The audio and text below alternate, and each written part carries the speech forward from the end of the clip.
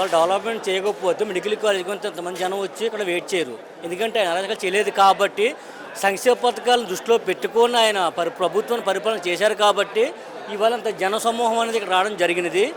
అయితే అయ్యన్న పాత్రుడు గారు చేసే దుష్ప్రచారం వలన మెడికల్ కాలేజ్ ప్రైవేట్ పరం చేయడానికి ఆయన ఇష్టపడుతున్నాడు కాబట్టి దాని వ్యతిరేకతగా ఇవాళ జనం అంతా కూడా జన సమూహం రావడం జరిగినది.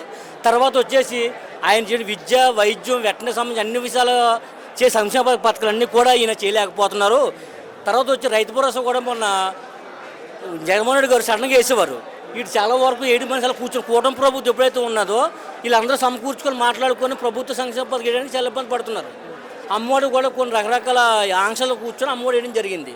అదే జగన్మోహన్ రెడ్డి గారు రేషన్ కార్డు ప్రతి ఒక్క వ్యక్తికి కూడా జగన్మోహన్ రెడ్డి గారు సంక్షేమ పథకాలు అనేది అర్హుడైతే చాలు, ఆయన ఎక్కడున్నా సరే ఆయన అర్హుడైతే చాలు పథకాలు ప్రవేశపెడతాము అన్న విధానంతో ఆయన ముందుకు సాగారు. అయితే దొంగ హామీలు ఇవ్వడానికి జగన్మోహన్ రెడ్డి గారికి మనసు ఒప్పక ఇవాళ మేము కొంచెం తలదించుకోవాల్సిన పరిస్థితి ఏర్పడింది.